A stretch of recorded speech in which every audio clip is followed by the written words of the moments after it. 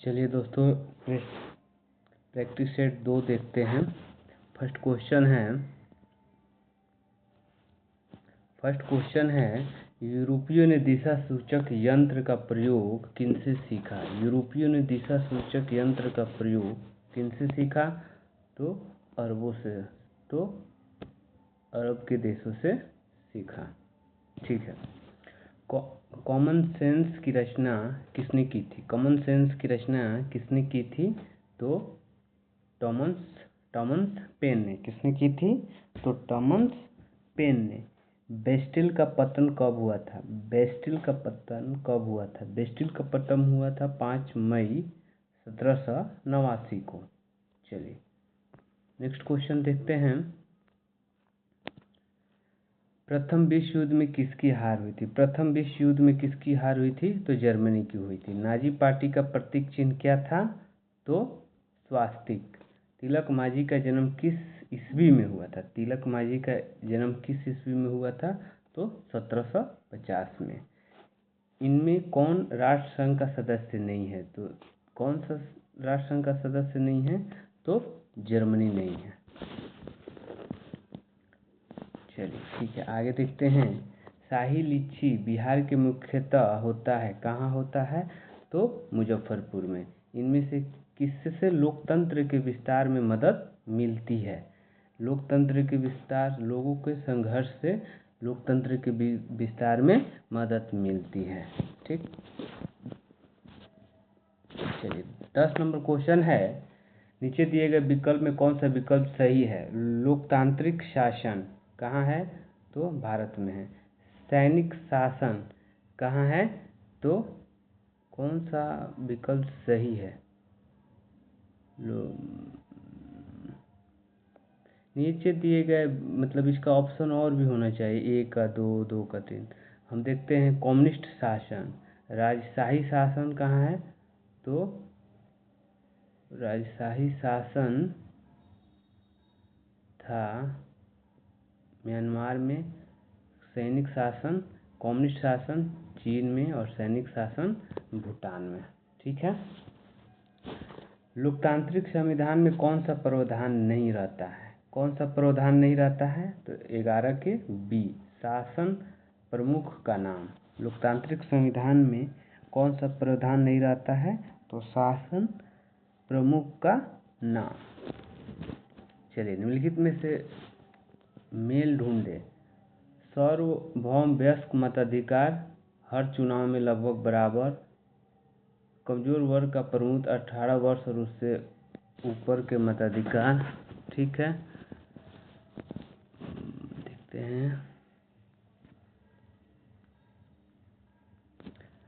खुली राजनीतिक प्रतिद्वंदिता, सभी को पार्टी बनाने या चुनाव लड़ने की आज़ादी और एक मत एक मूल अनुसूचित। तो यहाँ खुली राजनीतिक प्रतिबद्धता, सभी पार्टी को, मतलब सभी को पार्टी बनाने और चुनाव लड़ने की आज़ादी, यही सही होगा। चलिए, भारत का प्रधानमंत्री सीधे जनता द्वारा क्यों नहीं चुना जाता है? निम्नलिखित 4 जवाबों में सही को चुनकर अपने पसंद के पक्ष में कारण दीजिए। संसदीय लोकतंत्र में लोकसभा में बहुमत वाली पार्टी का नेता ही प्रधानमंत्री बन सकता है। तो ये तो बात सही है। चलिए, जब फर्स्ट ही ऑप्शन सही हो गया तो बाकी नहीं देखेंगे। भारत की मानक मध्याह्न रेखा का मान है। भारत की मानक मध्याह्न रेखा का नाम है 82 डिग्री 30 मिनट। ठीक है, 82 डिग्री 30 मिनट। हिमालय के निर्माण में कौन सी सिद्धांत सर्वमान्य है? हिमालय के निर्माण में कौन सा सिद्धांत सर्वमान्य है?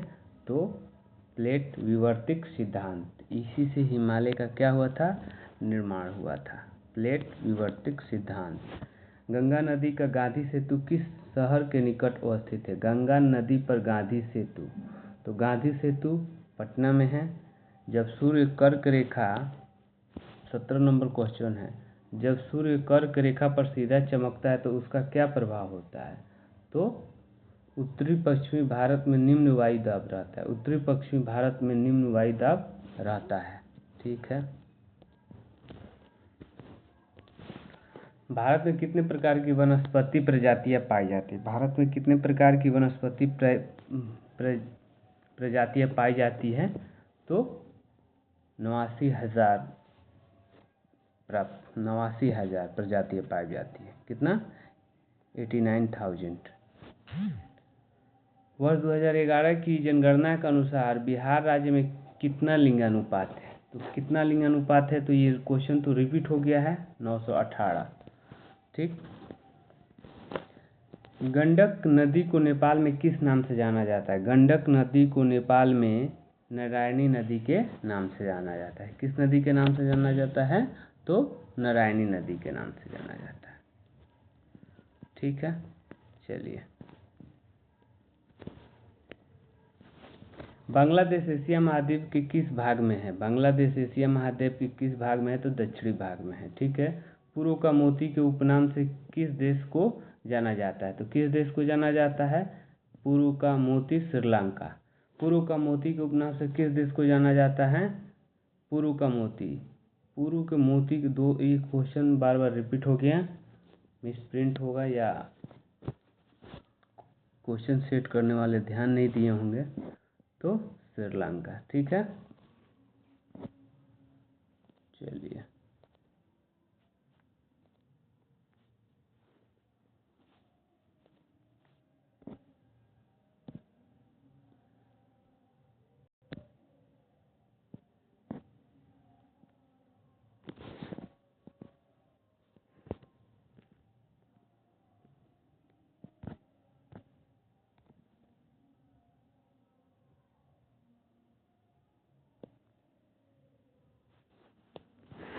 चलिए, कहाँ थे हम लोग?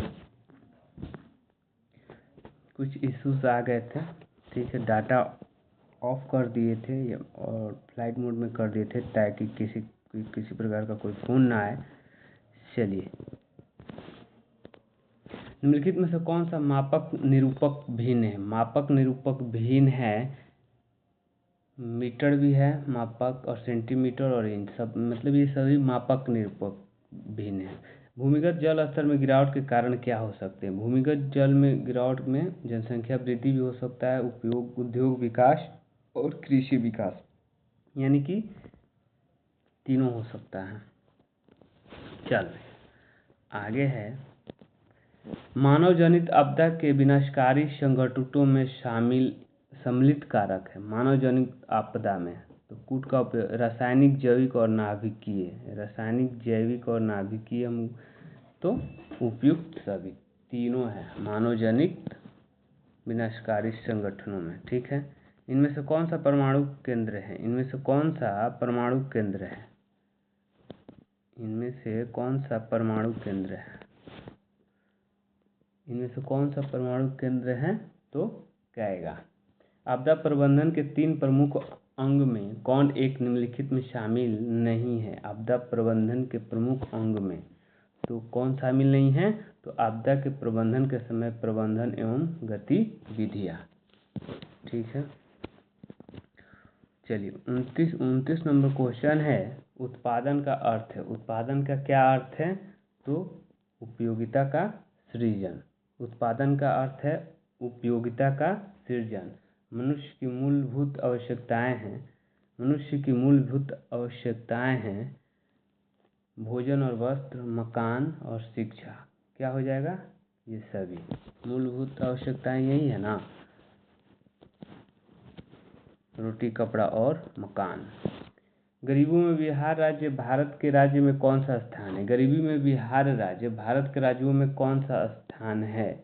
तो कौन सा स्थान है? दूसरा। ठीक, चलिए। 32 नंबर क्वेश्चन हम लोग देखते हैं। 32 नंबर क्वेश्चन कह रहा है, बेकारी वह स्थिति है, बेकारी वह स्थिति है पूर्णतः इच्छा में काम नहीं करते हैं। बेकारी वह स्थिति है हमें इच्छा एवं योग्यता होते हुए भी काम नहीं मिलता है। ठीक है, तब बेकारी या बेरोजगारी उसको कहते हैं, काम नहीं मिलना। विगत वर्षों के अंतराल में भारत की राष्ट्रीय आय में कृषि का योगदान क्या है? बढ़ा है कि घटा है? घटा है, क्योंकि सेवा क्षेत्र इधर बढ़ा है। शुरुआत में भारत का जीडीपी का मुख्य भाग हुआ करता था कृषि। फ्रांस में किस शासक वंश की पुनः स्थापना वियना कांग्रेस के द्वारा की गई थी? तो ब्रूबो वंश की। फ्रांस में किस वंश की पुनः स्थापना वियना कांग्रेस द्वारा की गई थी? ब्रूबो वंश की। 1829 में एड्रियानोपुल की संधि किस देश के साथ हुई थी? एड्रियानोपुल की संधि किस देश के साथ हुई थी? तो तुर्की के साथ। 1829 में एड्रियानोपुल की संधि किस देश के साथ हुई थी? तो तुर्की के साथ। ये सब विश्व के इतिहास से क्वेश्चन है। ब्रेस्ट-लिटवेस्ट की संधि किन देशों के बीच हुई थी? ब्रेस्ट-लिटवेस्ट की संधि किस देश के बीच में हुई थी? तो किस देश के बीच में हुई थी? रूस और जर्मनी। ब्रेस्ट-लिटवेस्ट की संधि रूस और जर्मनी। हुआ आंदोलन किस प्रकृति के था? हुआ आंदोलन किस प्रकृति का था? तो क्रांतिकारी धार्मिक। किस प्रकार का था हुआ आंदोलन? तो क्रांतिकारी धार्मिक। रंपा विद्रोह कब हुआ था? रंपा विद्रोह कब हुआ था? तो 1916 में। कब हुआ था? तो 1916 में। चलिए आगे बढ़ते हैं। 39 नंबर क्वेश्चन है, भारत के लिए पहला फैक्ट्री एक्ट कब पारित हुआ था? तो कब पारित हुआ था? तो 1881 में। भारत के लिए पहला फैक्ट्री एक्ट कब पारित हुआ था? तो 1881 में। दुनिया की सबसे पहली भूमिगत रेल खंड का उद्घाटन कब किया गया था? दुनिया की सबसे पहली भूमिगत रेल के पहले खंड का उद्घाटन कब किया गया था? तो कब किया गया था? 1863 में। ठीक है, आगे बढ़ते हैं।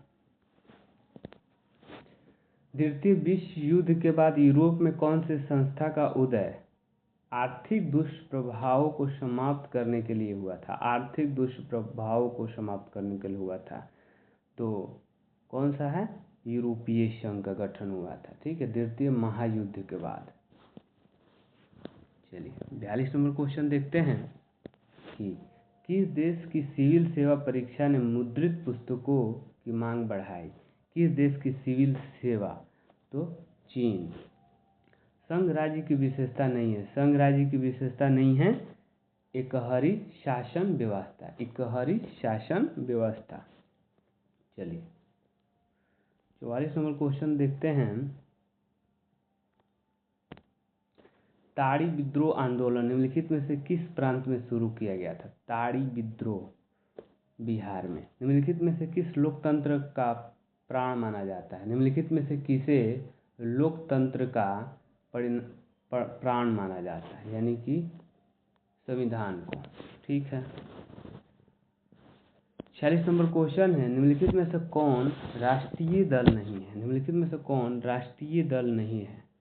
तो राष्ट्रीय दल कौन नहीं है? राष्ट्रीय जनता दल। आरजेडी अभी राष्ट्रीय जनता दल नहीं है, क्योंकि राष्ट्रीय जनता दल के लिए 4 राज्यों में कुछ वोट 4% या समथिंग कुछ वोट परसेंट चाहिए, और उस वक्त जब ये आंकड़ा आया था तो 4 ही संसद थे। अभी भी तो वही है।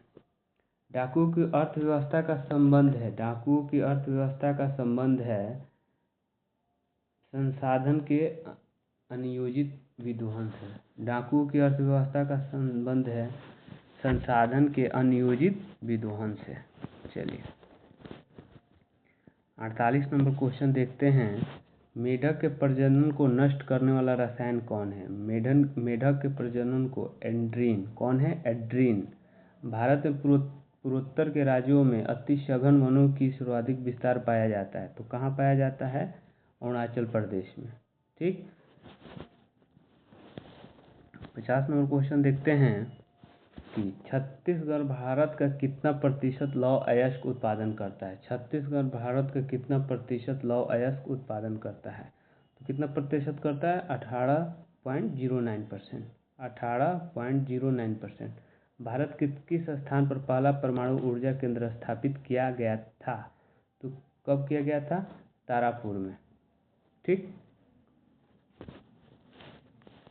भाखड़ा नगर परियोजना 52 नंबर क्वेश्चन है, भाखड़ा नगर परियोजना किस नदी पर अवस्थित है?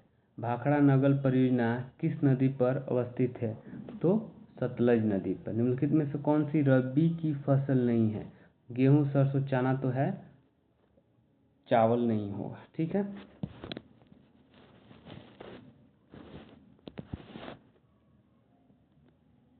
चलिए 54 नंबर क्वेश्चन है, निम्नलिखित में से पहले स्थापित लौह इस्पात कंपनी निम्नलिखित में कौन है?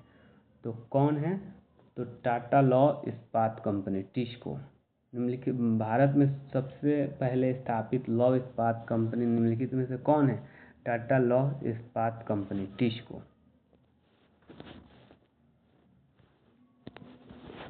भारत का बर्मिंघम किसे कहा जाता है? भारत का बर्मिंघम किसे कहा जाता है? तो जमशेदपुर को। किसको कहा जाता है? तो जमशेदपुर शहर को।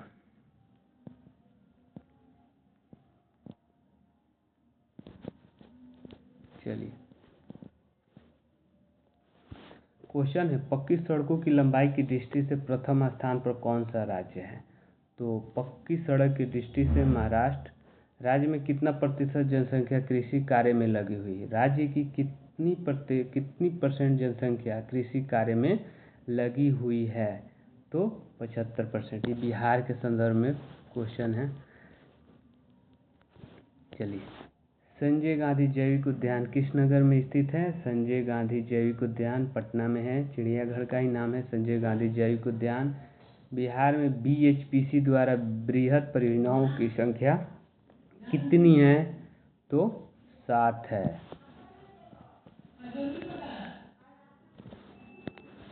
चलिए, ठाकुर पेपर मिल किस जिला में स्थित है? ठाकुर पेपर मिल किस जिला में स्थित है? तो समस्तीपुर। जनगणना 2011 के अनुसार बिहार की कुल जनसंख्या है, बिहार की कुल जनसंख्या है 10 करोड़ से अधिक। चलिए, उच्चावच प्रदर्शन के लिए हैसरू विधि का विकास किसने किया था?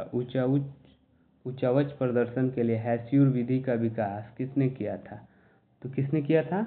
लेहमान ने किया था। इनमें से कौन प्राकृतिक आपदा नहीं है? सुनामी, आतंकवाद, बाढ़, भूकंप। आतंकवाद, सुनामी प्राकृतिक आपदा नहीं है, मानव जनित आंकड़ा है। सूखे की स्थिति किस प्रकार की आती है? सूखे की स्थिति किस प्रकार की आती है? तो धीरे धीरे, अचानक से सूखा नहीं आएगा। 2-4 साल बारिश नहीं होगा तो सूखा आ जाएगा। बाढ़ के समय निम्नलिखित में से किस स्थान पर जाना चाहिए? उच्च भूमि वाले स्थान पे। तो ऊंचे भूमि वाले स्थान पे ही तो जाना चाहिए बाढ़ के समय में। निम्नलिखित में से कौन प्राकृतिक आपदा है?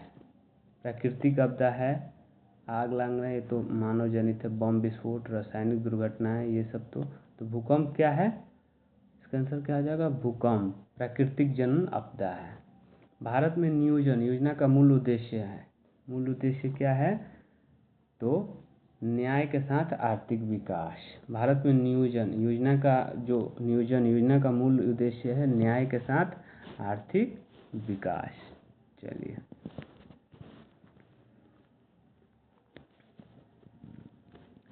अड़सठ नंबर क्वेश्चन देखते हैं, बिहार के किस जिले का प्रति व्यक्ति आय सर्वाधिक है? तो जाहिर सी बात है कि पटना। व्यावसायिक बैंक का राष्ट्रीयकरण कब किया गया था? 1969 में। ठीक है। चलिए 70 नंबर क्वेश्चन है, पार्ले समूह के थम्स अप ब्रांड को किस बहुराष्ट्रीय कंपनी ने खरीद लिया? किस बहुराष्ट्रीय कंपनी में खरीद लिया? तो कोका कोला ने। ठीक है, थम्स अप ब्रांड को किस बहुराष्ट्रीय कंपनी ने खरीद लिया? कोका कोला ने। खिलाफत समिति का गठन कब किया गया था? खिलाफत समिति का गठन मार्च 1919 में किया गया था। चलिए, सूची 1 को सूची 2 से मिलान करना है। ठीक है, तो यहीं मिला लेते हैं। 13 अप्रैल 1919 को क्या हुआ था? तो जलियांवाला बाग हत्याकांड हुआ था। ठीक है, जलियांवाला बाग हत्याकांड हुआ था, 1 मिनट, ठीक। मार्च 1919 में, नहीं, 13 अप्रैल 1919 को क्या हुआ था? जलियांवाला बाग हत्याकांड हुआ था। मार्च 1919 में क्या होता है? खिलाफत आंदोलन हुआ था। सितंबर 1920 में क्या हुआ था? कांग्रेस का कलकत्ता में अधिवेशन हुआ था। दिसंबर 1920 में क्या हुआ था? कांग्रेस का नागपुर अधिवेशन हुआ था। नागपुर अधिवेशन 20 में हुआ था और कलकत्ता वाला अधिवेशन सितंबर 1920 में हुआ था, ठीक है। बंजारा समुदाय किस राज्य में नहीं पाए जाते? बंजारा समुदाय किस राज्य में नहीं पाए जाते हैं? तो केरल में नहीं पाए जाते हैं। 1850 के दशक में किसने कांगड़ा के गुजरों का वर्णन किया है? 1850 के दशक के किसने कांगड़ा के गुजरों का वर्णन किया है? तो जेसी बर्न्स ने। किसने? जेसी बर्न्स, ठीक है। कथन 1 है कि पश्चिम और मध्य यूरोप के हिस्सों में औद्योगिक उत्पादन और व्यापार में वृद्धि से शहरों का विकास हुआ, ठीक है। कारण 2 है, इस प्रक्रिया के फलस्वरूप वाणिज्य वर्ग, उद्योग, श्रमिक वर्ग जैसे नए सामाजिक समूह अस्तित्व में आए। तो दोनों सही लग रहा है, लेकिन आंसर देखते हैं क्या दिया है, ठीक है। चलिए, कथन ए और कारण दोनों सत्य है और कारण आर कथन ए की सही व्याख्या करता है, ठीक है।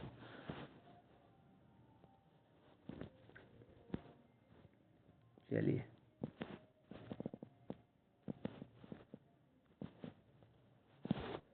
परिस्थितियों के संदर्भ में निम्नलिखित कथनों पर विचार कीजिए। यह एक विशेष किस्म का अभिलेख है। यह एक प्राकृतिक शब्द है जिसका अर्थ प्रशंसा होता है और प्रशस्तियों को लिखने या प्रचलन गुप्त काल में ही आरंभ हुआ था। तो इसका कथनों पर विचार कीजिए। नीचे सही उत्तर का चयन कीजिए। तो केवल एक सही, यह एक विशेष किस्म का अभिलेख है, ठीक है।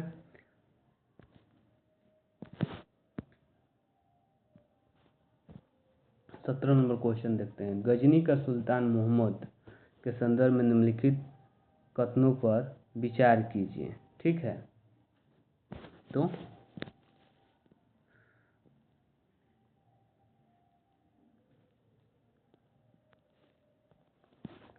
उसने 1957 से 1997 तक शासन किया था, एक बात गलत है। उसने लगभग प्रत्येक वर्ष भारतीय उपमहाद्वीप पर आक्रमण किया, सही है। उसके निशाने थे संपन्न मंदिर, हाँ संपन्न मंदिर थे। सोमनाथ मंदिर लूट लिया था। लूटे गए धन के बहुत बड़े हिस्से से उसने गजनी में एक वैभवशाली राजधानी का निर्माण किया, ठीक है, यही बात सही है। यानी कि 2, 3, 4 सही है। चलिए, क्वेश्चन है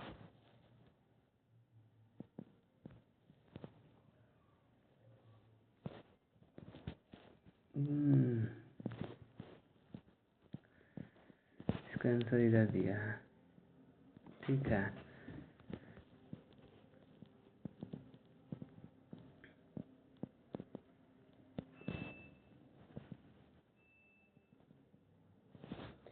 कंदारिया महादेव मंदिर संदर्भ में निम्नलिखित कथनों पर विचार कीजिए। इसका निर्माण चंदेल राजवंश के राजा थंगदेव द्वारा किया गया था, यही बात गलत है।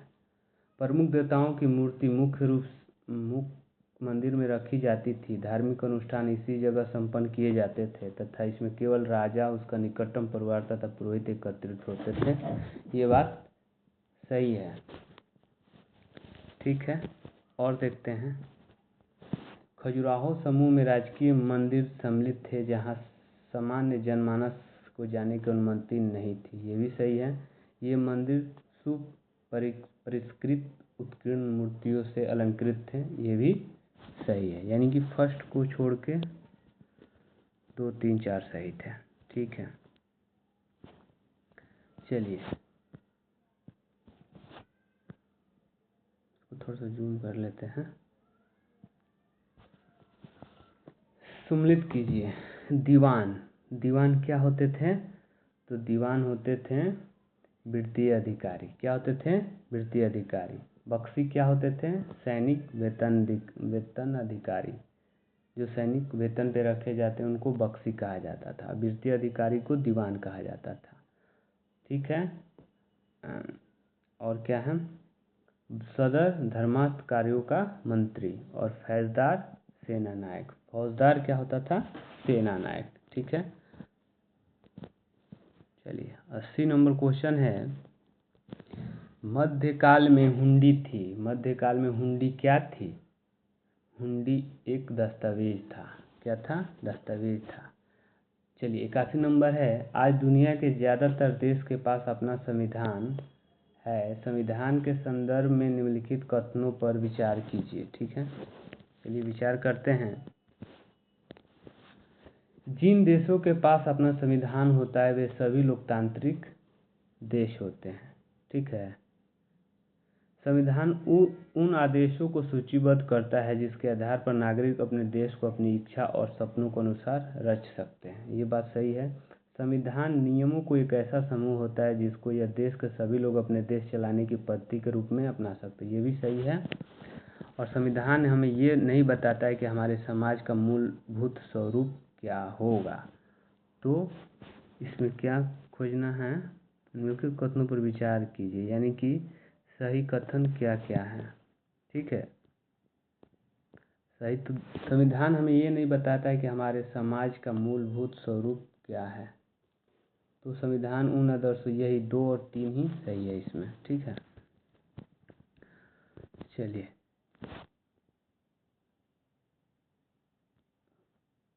यानी कि कथन वाला जो भी क्वेश्चन है ना, वो थोड़ा बहुत दिमाग लगा के बनाना है, बहुत शांति से बनाना होगा।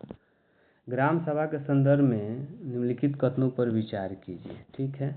ग्राम सभा के संदर्भ में, ठीक, ग्राम सभा एक पंचायत के रूप में रहने वाले सभी लोगों की एक सभा होती है। ग्राम सभा एक पंचायत के क्षेत्र में रहने वाले। ठीक है। तो ये जरूरी थोड़ी है कि एक ही पंचायत के लोग रहेंगे। ग्राम सभा 2-3 पंचायत को मिल के भी लग सकता है। जब 2 पंचायतों के बीच लफड़े हो वाले मामले हो तो ये तो गलत हो जाएगा। ग्राम सभा का कोई भी व्यक्ति जिसकी उम्र 18 वर्ष हो को वोट देने का अधिकार होता है। ये बात सही है। ठीक। ग्राम सभा का सदस्य होने के लिए गांव की मतदाता सूची में नाम होना आवश्यक नहीं है। ये गलत है, होना चाहिए। ग्राम सभा में एक या एक से अधिक गांव हो सकते हैं। हाँ, हो सकते हैं। तो यानी कि 2 और 4 सही है। ठीक है।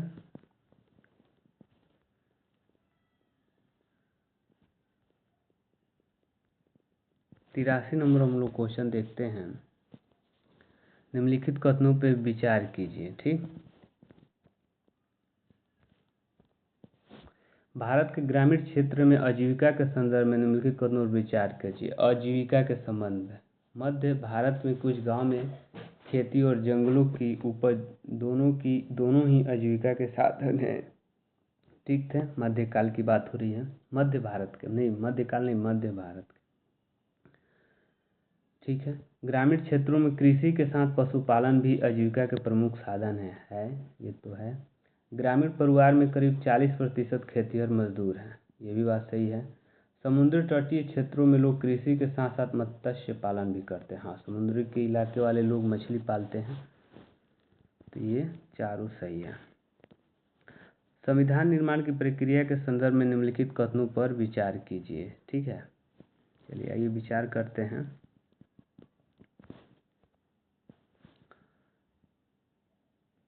कौन सा उपयुक्त कथनों में कौन से कथन सत्य नहीं है, यानी कि गलत कथन को चुनना है। सत्य नहीं है, नीचे कह रहा है सत्य नहीं है। 1934 में भारतीय राष्ट्रीय कांग्रेस ने संविधान सभा गठन की मांग को पहली बार अधिकृत नीति में शामिल किया। यस, ये बात सही है। केवल भारतीय को लेकर बनने वाली एक स्वतंत्र संविधान सभा की यह मांग दूसरे विश्व युद्ध के दौरान और तेज हो गई। सही है। नवंबर 1946 में संविधान सभा का गठन किया गया था। ठीक है।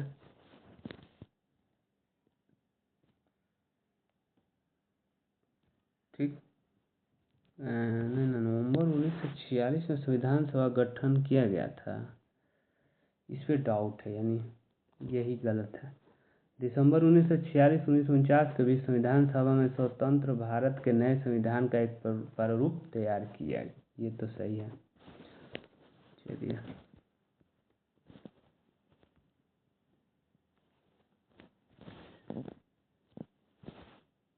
85 नंबर क्वेश्चन देखते हैं। कथन सत्य नहीं है, फिर देखना है कथन कौन सा सत्य नहीं है। ठीक है, भारतीय संविधान सभा को अपने धार्मिक विश्वासों और तौर तरीकों को अपनाने की छूट देता है। हाँ, देता है। कोई भी धर्म अपने अनुसार मूर्ति पूजा जिसको जो करना है, ये तो छूट है ही ना। हिंदू मुस्लिम सिख ईसाई सबको अपने अपने धर्म के अनुसार मान्यता प्राप्त है। चलिए, भारतीय संविधान ने धर्म और राज्य की शक्ति को एक दूसरे से अलग नहीं रखा है। अलग रखा है, राज्य की शक्ति अलग विषय है, धर्म की अलग है, यानी कि यही गलत है। भारतीय संविधान में मौलिक अधिकार के अंतर्गत अनुच्छेद 25 और 28 में धार्मिक स्वतंत्रता का अधिकार दिया गया। हाँ, धार्मिक स्वतंत्रता अनुच्छेद 25 से 28। और भारतीय संविधान के अंतर्गत अनुच्छेद 15 धर्म के आधार पर विधेयक को रोक लगाता है। हाँ, रोक लगाता है। चलिए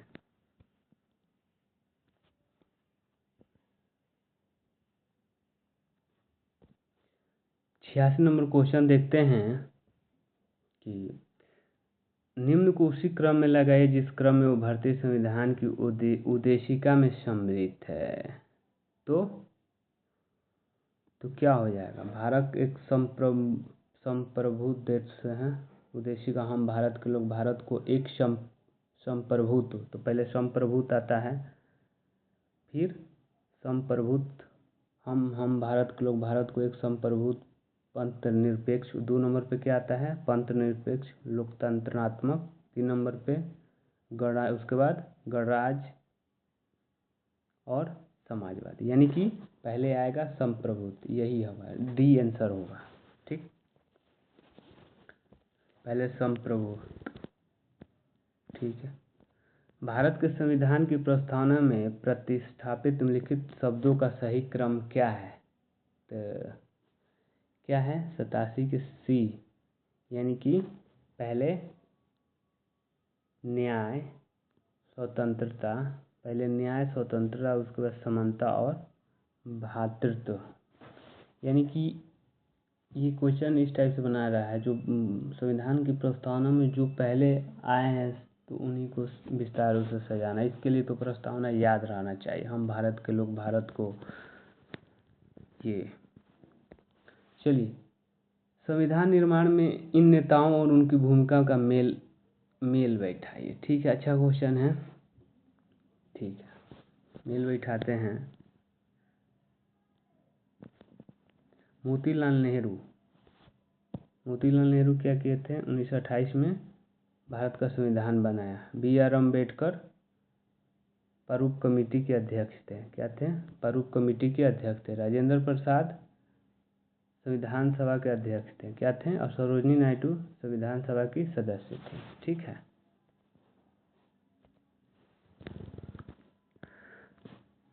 चलिए, लोकतांत्रिक संविधान में इनमें से कौन सा प्रावधान नहीं रहता है? लोकतांत्रिक संविधान में इनमें से कौन सा प्रावधान नहीं रहता है? शासन का प्रमुख का नाम, शासन प्रमुख का नाम। दक्षिण अफ्रीका का लोकतांत्रिक संविधान बनाने में इनमें से कौन सा टकराव सबसे महत्वपूर्ण था? कौन सा महत्वपूर्ण था? तो आंसर देखते हैं क्या क्या दिया है ऑप्शन। तो दक्षिण अफ्रीका और उसके पड़ोसी देशों का गोरे अल्पसंख्यक, अश्वेत स्त्री और पुरुषों का, रंगीन चमड़ी वाले बहुसंख्यकों का। तो क्या नहीं थे? रंगीन चमड़ी वाले बहुसंख्यक और अश्वेत अल्पसंख्यक। ठीक है, यही नहीं था। भूमध्य रेखा और कटिबंधों पर सामान्य लंबाई रखने वाले सही आकार प्रक्षेप को चिन्हित कीजिए। ठीक है, तो क्या हो जाएगा? मार्केटर प्रक्षेप। क्या हो जाएगा? मार्केटर प्रक्षेप। चलिए 92 नंबर क्वेश्चन देखते हैं। निम्नलिखित में से कौन सा एक लघु पैमाना मानचित्र है? लघु पैमाना मानचित्र है एटलस मानचित्र। निम्नलिखित में कौन से प्रक्षेप पर भूमध्य रेखा नहीं दर्शाई जा सकती है? दर्शाई जा सकती है भूमध्य रेखा। केंद्रक ध्रुवीय खमध्य प्रक्षेप। ठीक है। 94 नंबर देखते हैं। भूमध्य रेखा पर देशांतर की दूरी है। भूमध्य रेखा पर देशांतर की दूरी है 111.32 किलोमीटर। ठीक है। भारत में निम्नलिखित प्रव्रजन प्रवाह में किस में पुरुष प्रव्रजन से अधिक स्त्री प्रव्रजन होता है? तो 95 का आंसर हो जाएगा गांव से गांव। दोस्तों थोड़ा त्योहारों का सीजन है, डिस्टर्ब होता होगा, तो थोड़ा बस 2-4 क्वेश्चन है, उसके बाद इस सेट को ख़त्म कर देंगे। यह सिद्धांत जनसंख्या के वृद्धि गुणोत्तर श्रेणी से होता है, जबकि खाद्य सामग्री के उत्पादन में समांतर श्रेणी में वृद्धि होता है। संबंधित है। ये किससे संबंधित है? तो टी.आर. माल्थस से। टी.आर. माल्थस से। चलिए 97 नंबर क्वेश्चन देखते हैं। जनसंख्या वृद्धि के स्वरूप में एक दीर्घ कालावधि में घटित क्रमिक परिवर्तन को कहा जाता है। क्या कहा जाता है? तो जनांकीय संक्रमण। क्या कहा जाता है? जनांकीय संक्रमण। नगरीय गांव प्राय पाए जाते हैं। नगरीय गांव प्राय कहाँ पाए जाते हैं? USA में। ठीक है। गांव भी वहाँ शहरों के जैसे हैं, नगर के जैसे हैं। निम्न में से किस प्रजाति के घर क्रॉल कहलाते हैं? घर क्या कहलाते हैं? क्रॉल कहलाते हैं। क्रॉल। तो क्या हो जाएगा? मसाई। किस प्रजाति? मसाई प्रजाति के जो घर होते हैं वो क्या कहलाते हैं? क्रॉल कहलाते हैं। तो आज का लास्ट क्वेश्चन देखते हैं। लोहा एवं इस्पात उद्योग एक क्या है? तो द्वितीयक व्यवसाय है। लोहा एवं इस्पात उद्योग क्या है? द्वितीय व्यवसाय। ठीक है दोस्तों, फिर हम मिलेंगे नेक्स्ट वीडियो में। तब तक के लिए नमस्कार।